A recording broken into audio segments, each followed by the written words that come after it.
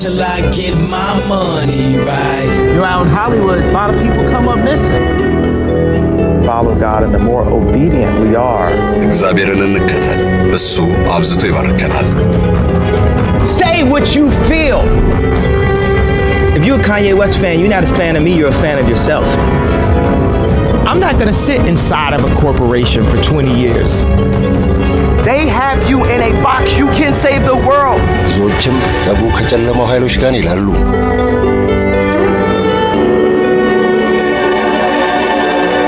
we're going to change the world through information, through knowledge.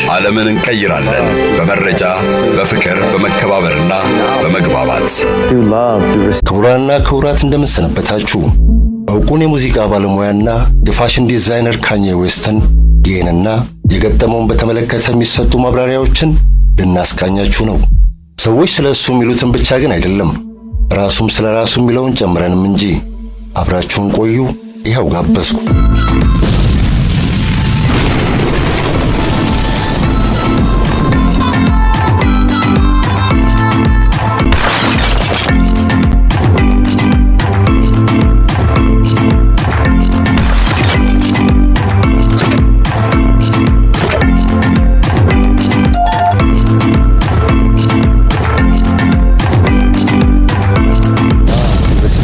To understanding. የምትለው ሆነ ከሆነ ኖሮ ከሆነ ነገሩ ጉራ አይደለም ይባላል። በቀደመ መጠሪያው ካኜ ዌስትን በዛሬው የኔ ያየ ማንም ግን ከአባባሉ አይስማማም። እሱዬ ኖሮትም ሆኖትም የሚናገረውን የሰማ ማንም ይህን በጉረኛ ብቻ አይገላገለውምና ነገረ ስራው ሁሉ እብሪተኝነትን የሚጋብዛልና ሲናገር ለነገ አይልም። በዚያ ላይ ጠብ አይመርጥም። መንፈሳዊ ውጊያ ላይ ነኝ ብሎ ያምናል። ብዙዎችም ጠቡ ከጨለማው ኃይሎች ጋር ይላሉ። እናቴም መስዋዕት አድርገዋታል፣ እኔንም ሊገሉኝ ይፈልጋሉ ይላል። እንደዚያ እያለም ሐኪም እያስፈለገው ጭምር ሐኪም ፈርቶ ሐኪም ዘንድ ከሄደ 7 ዓመት አልፎታል።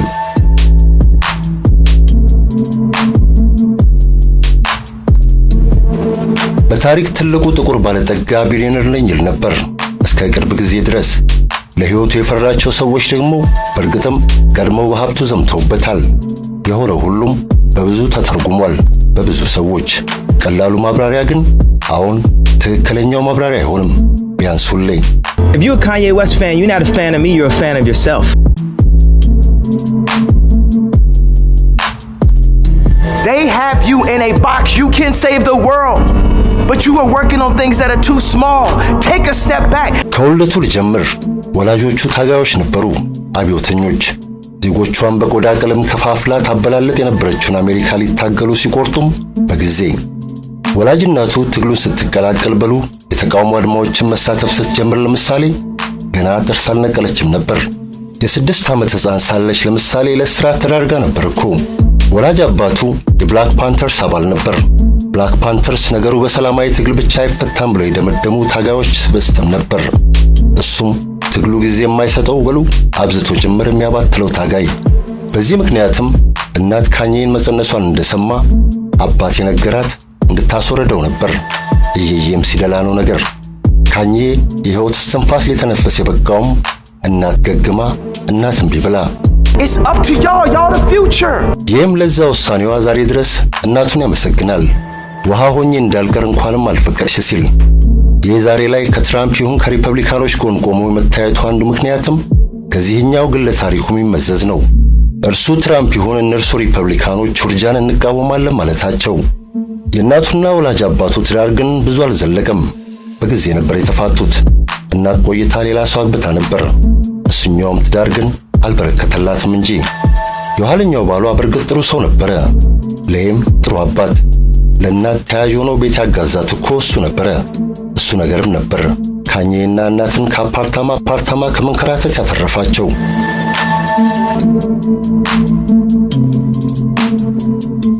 በሙያ የእንግሊዝኛ መምህርት የነበረችው እናት ጋንዳ ዌስት በአንድ ወቅት ቻይና ሄዳ ነበር። እሱን ስታደርግም ይህን አንጠልጥላ። እሱኛው ነገርም ይህን ከካራቴ ኪዱ ከሙቪው ወይም እሱኛው ታሪክ ውስጥ ካለው ልጅ ጋር ያመሳስለዋል። የዶክትሬት ዲግሪ ያላት እናት ኋላ ላይ በቺካጎ ዩኒቨርሲቲ የዲፓርትመንት ኃላፊ እስከመሆን ደርሳ ነበር። ይህም የሃይ ስኩል ትምህርቱን እንደጨረሰ ኮሌጁን ተቀላቅሎ ነበር። እርሱም እንደናቱ እንግሊዘኛ ቋንቋ ሊያጠና ትቶት በሉ አቋርጦ ወጣ እንጂ ዩኒቨርሲቲው ለነፍሱ ቦታው አልነበረችም። የዩኒቨርሲቲ ትምህርቱን አቋርጦ ሙዚቃ መስራት ሲጀምር ለነፍሱ የእሷ የሆነ ቦታ መፈለጉ የሙዚቃውን ዓለም ሲቀላቀልም ማንንም ሊመስል ይሆን ሊደግም ሳይተጋ በቶሎ ማቀንቀን አልጀመረም። እንደውም ዓለም ስለ እርሱ ከመስማቷ በፊት ቀድማ የሰማቻቸው እሱ የሰራቸውን እሱ ፕሮዲዩስ ያደረጋቸው ሙዚቃዎች ነበረ። ከሱ በጣም ቀድመው ከገነኑ ገናና ስሞች ከነጄዚ አንደበት ወደ ማቀንቀኑ ይሁን ወደ ቪዲዮዎቹ ሲመጣም ራሱን ሆኖ ነው። ሱሪን አንዘላዝሎ መልበስና በታቱ መጭበርበር ፋሽን በነበረበት በዚያ ዘመን ይሄ ከተት ተብሎ መጣ ተስተካክሎ። ያውም ኋላ ላይ ምልክቱ እስከመሆን በደረሰ ፒንክ ሹራብና ስኪኒ ጂንስ።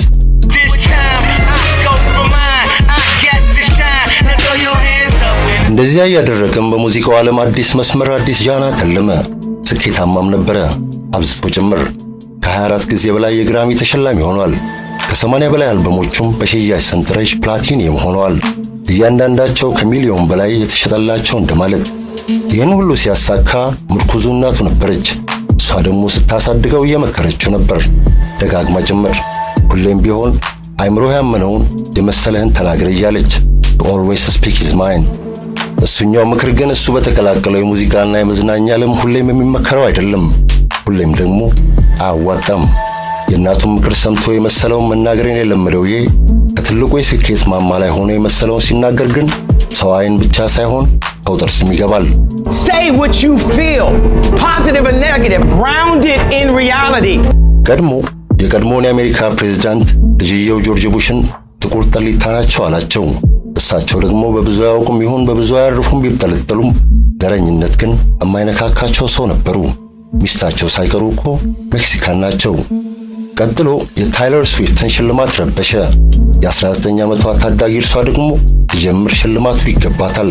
ሊቀጥል የምታሳሳ ነገር ነበረች። Yo, Taylor, I'm really happy for you. I'm gonna let you finish. But Beyonce had one of the best videos of all time. ጨከን ያሉትና ጨዋነት የጎደላቸው እነዚህ ነገሮቹ ደግሞ በጊዜው ፕሬዝዳንት ኦባማ ሳይቀር አስቆጣ። እሳቸው በተለይ ተቆጥተውም አላበቁ። አልፈው ሞለጩት ይሄ የማይረባ ነገር ብለው በትንሹ ያልኩትም እሳቸው በእንግሊዘኛ ቃል በቃል ያሉትን መድገሙን ይሁን መተርጎሙን ባልወደው። ይሄ የለመደ አፍ ግን መናገሩን ቀጠለ። በረባ ባልረባው ሁሉ ጠብ ይሁን ጊዜ አይመርጥምን እስኪያስጠይቅ ድረስ። ጥቁር አሜሪካዊው ጆርጅ ፍሎይድ በዘረኛ ፖሊስ በግፍ በተገደለ ጊዜም ግን ይህ ቀባጠረ። ፍሎይድን የገደለው ፖሊስ አይደለም አለ ድራግ እንጂ። ይህ አባባሉ ደግሞ ዓለም ሁሉ በቪዲዮ ካየው ይሁን ከአስከሬኑ ምርመራ ውጤትም የሚጻረር ነበረ። በተፈጠረ አጋጣሚ ይሁን ባገኘው ሰው ላይ የመጣለትን ይሁን የመሰለውን መናገሩም በሙያው ላይ አንዳች አሉታዊ ተጽዕኖ ሳይፈጥርበት ቆየ። ይሄ ነገር ያዋጣል እንዴ እስኪያስጠይቅ።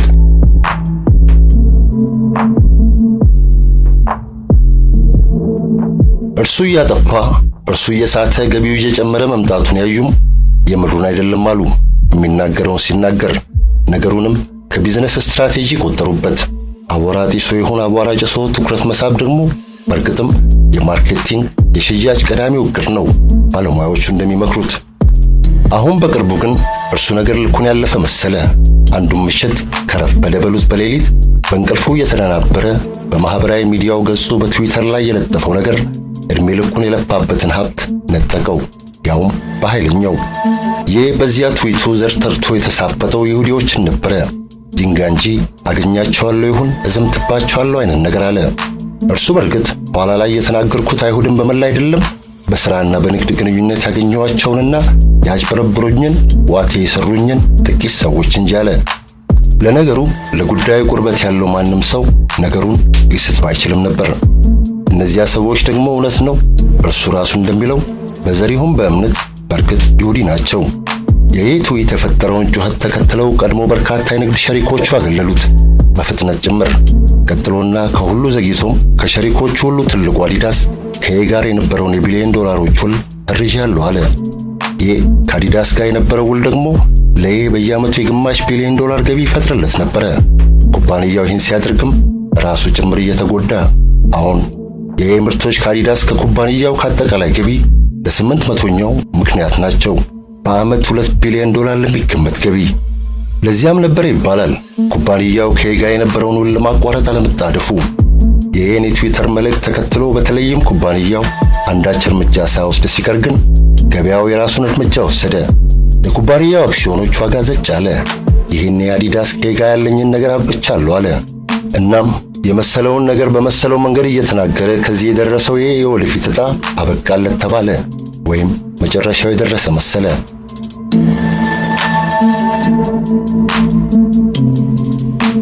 እርሱ ደግሞ የዚህ ሁሉ ምክንያቶች በዚያች ትዊቲንግ እንጂ እዘምትባቸዋለሁ ያላቸው ሰዎች እንደሆኑ ያምናል። ሰዎቹም በቅርብ የሚያውቃቸው እርሱ እንደሚያምነው እነዚያ ሰዎች በዚህ ብቻ አይፓቱትም ብቻ ሳይሆን መቃብሩ ላይ አፍረስ ሳይመልሱ አይመለሱም። እርሱ እንደሚያምነው ከአራት ልጆቹ እናት ከቀድሞ ባለቤቱ ቀድሞውን ያፋቱትም እነሱ ነበሩ። እንደ ማፊያ የሚያደርጋቸው እነዚያ ቢዝነስ ሰዎች። እነርሱ ደግሞ ስራሽንና ሕይወትሽን ያጠፋል፣ መርዛማ ነው ብለዋታል። ይህም በተመለከተ ወይም ቢያንስ እሱ እንደዛ ብሎ ነው የሚያምነው። በራሷ የናጠጠች ሀብታም የሆነችው እሷ ግን ብዙዎች እንደሚስማሙበት ስሟንና ዝናዋን ትፈልገዋለች ለስራዋ፣ ወይም ደግሞ ስምና ዝናዋ ለስራዋ ያስፈልጓታል እንደማለት።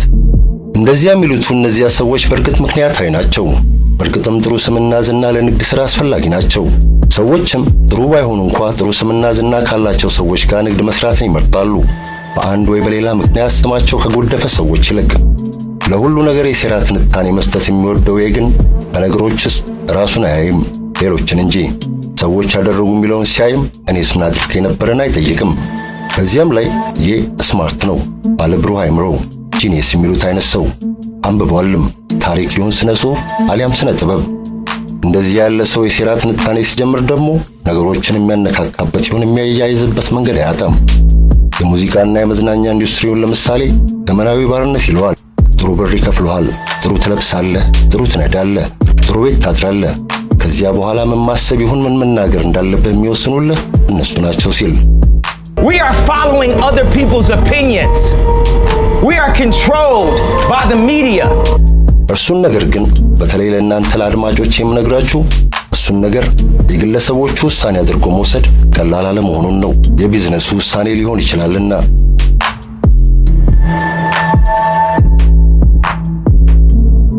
ይህ ከደረሰበት የዝናና የእውቅና ማማ ላይ ያሉ ሰዎች ለብዙ ሰዎች ሮል ሞዴልስ ናቸው፣ አርአያ ሊሆኑ ይጠበቃል።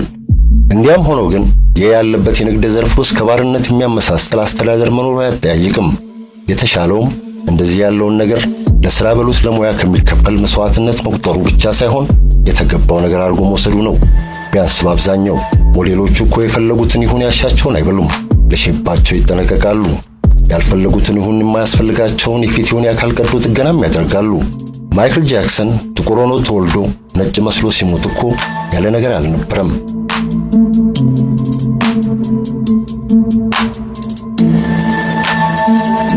ሌላኛው መላምት ካኜ ቢጩ አይደለም ሲል ይጀምራል፣ አልጨለለም ሲል ይቀጥላልም። የሚሰራውን ሲሰራ የሚናገረውን ሲናገር አስልቶ ነው። ነገረ ስራውን የተቀረነው ሳንረዳም የስርጭት ሞገዱ የሱ ፍሪኩዌንሲ ከኛ መቀበያ ሪሲቨር ሞገድ ተለያይቶ This idea, this concept of mental health being this big subject is straight up media propaganda. የአእምሮ ጤናን በተመለከተ መገናኛ ብዙሃን የሚፈጥሩት ጫጫታ ሌላ አይደለም ከመስመር የወጣ የሚመስላቸውን ሰው የሚያሳነሱበት መንገድ እንጂ። Straight up media propaganda to diminish people that are not coloring inside the lines. ባርነት ምርጫ ነው ሲል ለምሳሌ ባርነት ላደረሰው ጥፋት ግዴለሽ ሆኖ ወይም ባርነት ለበደላቸው ሰዎች ርህራሄ አጥቶ አልነበረም። እሱ ፍጥጥ ብሎ የዘረገፈውን ነገር ግን ዶክተር ማርቲን ሉተር ኪንግ ራሱ ብሎት ያውቃል። ፈቅደህ ካላጎነበስክ ማንም አይጋለብህም ሲል። ግመልን አስቡ፣ ካላጎነበሰች ማን ፊት ይለባታል? በዚያም ላይ ካኜ የሚያወራው ባርነት የትኛውን ነው መጠየቅም ተገቢ ነው። እኔ እንደተረዳሁት ካኜ የሚያወራው ባርነት ዘመናዊውን ነው። የብረቱ ሰንሰለት የወለቀበቱን፣ አለንጋው ጅራፉ የሌለበቱን የመዝናኛው ኢንዱስትሪውን። ዘመናዊ ባሪያውም አሳዳሪውም የመዝናኛ ኢንዱስትሪው ባለቤቶች።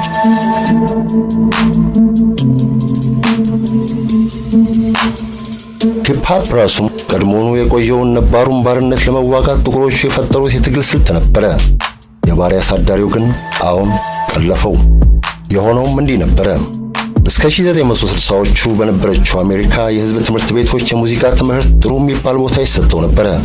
በ1960ዎቹ አሜሪካ በሲቪል ራይትስ እንቅስቃሴዎች ትታመሳለች። እንቅስቃሴውንም እነ ማርቲን ሉተር ኪንግ ይመሩታል። እርግጥ ነው ያን እንቅስቃሴ በእድሜ ገፋ ያሉ ሌሎች ጎልማሶችም ያጅቡታል። እንዲያም ሆኖ ዋነኛዎቹ ሰልፈኞች በሉ አድመኞች ወጣቶች ነበሩ፣ ታዳጊዎች። እንደሚባለውም 90% የሚሆኑት እነሱ ነበሩ። ሳይንሱ ደግሞ ሙዚቃ በማህበረሰብ ዘንድ ተጽዕኖ የመፍጠር አቅሙ ከፍ ያለ መሆኑን አስረግጧል። እናም አሳዳሪዎቹ ቀድሞውኑ ወጣቶቹን ለትግል አነሳስቷል ባሉት ሙዚቃ ላይ ዘመቱ። የሙዚቃ ትምህርት በመንግስት ትምህርት ቤቶች ተቋረጠ። የሙዚቃ መሳሪያዎችም ተለቀሙ። ከየትምህርት ቤቱ ብቻ ሳይሆን ከየጎዳናዎችም። እምቢ ባዩ የጥቁሮች መንፈስ ግን የዛኔም እምቢኝ አለ። ወጣቶቹ ጥቁሮቹ ምላስና ትናጋቸውን ብቻ ተጠቅሞ የከበሮና የሳክስፎን ድምጾችን የተካ ሙዚቃ ፈጠሩ። ያ ሙዚቃ ሂፕ ሆፕ ነው። ጋንግስተር ራፕ ምድቡ እዚያ ውስጥ ነው። ባሪያ አሳዳሪው መጀመሪያ ላይ ነገሩ የትም አይደርስም በሚል ለአዲሱ ሙዚቃ ብዙም አልተጨነቀም ነበረ። ሙዚቃው በአጭር ጊዜ ውስጥ የማህበረሰቡ በተለይም የወጣቶቹ ልብ ውስጥ መግባቱን ሲያይ ግን ደነገጠናም በቶሎ ጭምር ጠለፋው ላይ ተጋበት። ወጣቶቹም ሙዚቀኞች በኃይለኛ ብር የሪካርድ ውሎችን ማስፈረም ያዘ። የዛኔ እውነት ነው የሙዚቃዎቹ ግጥሞችና መልእክቶችን መቀየር ጀመሩ። አመጻ፣ ዝሙት፣ አልኮልና ድራጎችም የአዲሱ የሙዚቃ ዣንር መገለጫ ሆኑ። ባሪያ አሳዳሪው ይህን ሲያደርግም የብረት ሰንሰለቱን በሌላ ተክቶ ነበር። ሙዚቀኞቹ ውል ከመፈረማቸው ቤት፣ መኪና፣ ገንዘብ ይሰጣቸዋል። ቀብድ መሆኑ ነው ወይም ብድር ሲሰሩ የሚከፍሉት። ሙዚቃዎቹን ማከፋፈል ግን ሁሌም የሚያሳዳሪዎቹ የብቻ መብቶች ይሆናሉ። በዚህ መንገድም ሙዚቀኞቹ በዕዳ ሰንሰለት ተተብትበው ሲያበቁ የጌቶቻቸው ፈቃድ ፈጻሚ ይሆናሉ። የሚዘፍኑት ይሁን የሚኖሩትም የጌቶቻቸውን ፊት እያዩ። ካኜ እምቢኝ ያለው ይብቃኝ ያለው እሱኛውን ነገር ነበር፣ እሱኛውን ባርነት።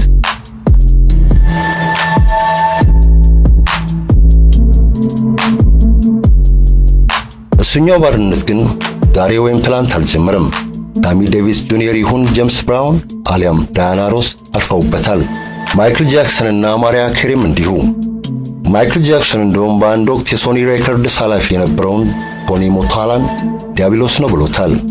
የሶኒ ሬከርድስ ፈራሚ የነበረችው ማሪያ ኬሪ ኑሮም በየየ የተሞላ ነበር ይባላል። በሙዚቃ ኢንዱስትሪው በዝበዛ የተማረረው ማይክል ታዲያ የዛኔ ሊበዘብዘው የኖረውን ኩባንያ ግማሹን ገዛና የኩባንያው ባለቤት ሆነ። ይህን ሲያደርግም ክፍያውን ፊት ለፊት በካሽ ፈጽሞ ነበረ። የካኜ ምክር ሌላ አይደለም፣ የምርቶቹ ባለቤት በምርቶቹ ላይ አዛዥ ናዛዥ የመሆን እንጂ። አሁን ላይ ለምሳሌ የምርት የሆኑ ጫማዎች ጋፕ ሱቆች ውስጥ እስከ $1000፣ ዱራቦቹም እስከ $300 ይሸጣሉ። እነዚህ የዚህ የሚባለው የብራንድ ምርቶች ከጋፕና ከአዲዳስ ሲሆን ከሉዊ ቫታን እጅ ቢወጡ ግን ይሄ እንደሚለው ከጠራውላችሁ ዋጋዎች እጅግ ባነሰ ሊሸጡ ይችላሉ። ያ ቢሆን ደግሞ ጥቅሙ ይሄ ብቻ አይሆንም፣ የምርቶቹ አፍቃሪ የሆኑ ጥቁር አሜሪካውያን ጭምር እንጂ። I'm not going to sit inside of a corporation for 20 years. ይሄኛው ሀቅም ሁሉን ነገር የኢኮኖሚ ጦርነት ያደርገዋል። በዚህ ጦርነት ይሄ ደጀን እንዲሆኑ የሚጠበቁትም ጥቁር አሜሪካውያን ናቸው። የእነሱ የኢኮኖሚ ጡንቻ ከፈረጠመ ደግሞ ቆይቷል። በባለፈው የፈረንጆች ዓመት ብቻ ለምሳሌ የጥቁሮቹ የመግዛት አቅም $1.3 ትሪሊዮን ገደማ ተገምቷል። እነሱ አንድ ሆነው በአንድ ድምፅ መናገር የቻሉ ቀንም ከፊታቸው ሊቆም የሚቻለው አንድም ኃይል አይኖርም ነው የሚባለው። ከነሱ አንጻር ጠላት ሆኖ የሚቆመው ኮርፖሬት አሜሪካም ግን የዋዛ ባላንጣ አይደለም። በዚያም ላይ ጥቁሮቹ እንዳያብሩ አድርጎ የሚለያይበትን መላም ተክኖታል። ገና ካሁኑ የለየለት የሚሉ የጥቁር ድምጾች አብዝተው ጭምር ከተከበሩ ጥቁሮች ሳይቀር የመሰማቱ ምክንያትም እነርሱ ናቸው። እንደዛ ከሚሉ ሰዎች ብዙዎቹ በላይ ሲነሱበት ግን ወደው አይደለም ነው የሚባለው። ያለቆቻቸውን የአዲዳስና የመሳሰሉትን የአሳዳሪዎቻቸውን ፍቃድ መፈጸማቸው እንጂ።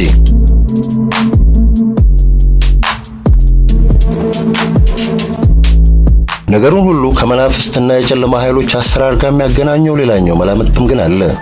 እሱም ግን ከምንም አልመጣም። በአንድ ወቅት እግዚአብሔር ነኝን አያም ጋድን የዘፈነው ካኜ ለምሳሌ ጂሰስ ዎክ ሲሆን ጂሰስ ኢዝ ኪንግንም ዘፍኗል። በአንድ ወቅት የታወቀባቸውንና የገነነባቸውን ዘፈኖቹንም ዛሬ ላይ የሰይጣን ናቸው ያለ ነው። ሰዎችን ለስካር ለዝሙትና ለአመፃ የሚያነሳሱ የሰይጣን ዘፈኖች። የዚህ ሴራ ትንተና አራማጆች እንደሚያምኑትም የዛሬ ላይ አሳሩን እያየ ያለው ይህን አድርጎ ያንን ተናግሮ አይደለም፣ ያዳቆነ ሰይጣን አያቀስም አይቶ ሆኖ ነው እንጂ። All of those things, the more we lean in and the more we follow God and the more obedient we are, እግዚአብሔርን እንከተል። እግዚአብሔርን ይበልጥ ስንቀርበውና ይበልጥ ስንታዘዘው እሱ አብዝቶ ይባርከናል። the more he's going to bless us and bring it to the table. እሱ ወይም ግን ሰዎች እንደዛ ብለው እንዲያምኑ የሚያስገድዱ ነገሮችን ተናግሯል። ያውም ከአንድ ጊዜ በላይ እናቴን ሰውተውብኛል ይላል። ለምሳሌ የእናቱ ዶንዶ አሟሟት በርግጥ አጠራጣሪ ነገሮች ነበሩበት። ሐኪም ዘንድ የሄደችውም በርግጥ ለቀላል የቀዶ ሕክምና ነበረ። ስብ ለማስመጠጥ በሉ ስብ ለማሸብሸብ ላይፖሴክሽን ይሉታል እነሱ፣ እሱን ነገር ለማድረግ። እንደዛ ያለው ሕክምና ደግሞ ለወትሮ ሰዎችን ለሞት የሚዳረግ አልነበረም። ሐኪሟም ኋላ ላይ እንዳለው በክሊኒኩ ቆይታ እንድታገግም ነግሯት ነበረ።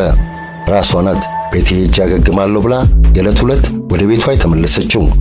የአስክሬኗ ምርመራ ውጤት እንደሚለውም ዳንዳ የሞተችው ከተንጋለለችበት አልጋ ቀና የሚያደርጋት አጥታ ነበረ። ልጇ ግን የእርሷ ብቻ ሳይሆን የሌሎች በርካቶች ሞት ምክንያቶቹ እሱ ዛሬ ጠብ የተጋባቸው ኃይሎች እንደሆኑ ያምናል። I have to protect and take care of my family and make sure with the power that God has put in my hand. እርሱ እንደሚለው ከዶንዳ ሌላ የቢል ኮዝቢ፣ የማይክል ጆርዳን እና የዶክተር ድሬ ወንድ ልጆችም ሕይወት የተቀጠፈው በእነዚህ ሰዎች እጅ ነው። ከዚህም ሌላ ሆሊውድ ውስጥ ብዙ ሰዎች ይጠፋሉ፣ ይሰወራሉ። ውጊያውን በርግጥ ከስጋና ከደም ጋር ብቻ አይመስልም። ውጊያውን በእኛ በሰዎቹ ብቻና ከሰማይ በታች ስናውለው ግን ሌላኛው መላምት ላይ እንደርሳለን። በዚህኛው መላምት መሰረት ከዚህ ሁሉ ግርግር ጀርባ ያሉት እፍኝ የማይሞሉ ነጋዴዎች ናቸው። 6 ወይም 8 የሚሆኑ የቢዝነስ ሰዎች።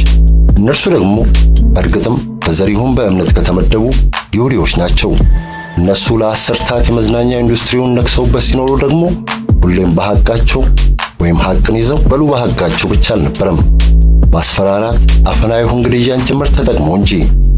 እሱ ነገራቸውም ነው ይባላል ማይክል ጃክሰን ቶኒ ሞቶላን ሰይጣን እንዲል ያስገደደው። ካኜ ለምሳሌ ከአዲዳስ ጋር ያለውን ግንኙነት ማቋረጥ እንደሚፈልግ ተናግሮ ነበረ ወራት በፊት። እሱን ነገር በራሱ ፍቃድ ቢያደርገው ኖሮም ውል በማቋረጥ በሚል ከፍ ያለ ቅጣት ይገጥመው ነበር።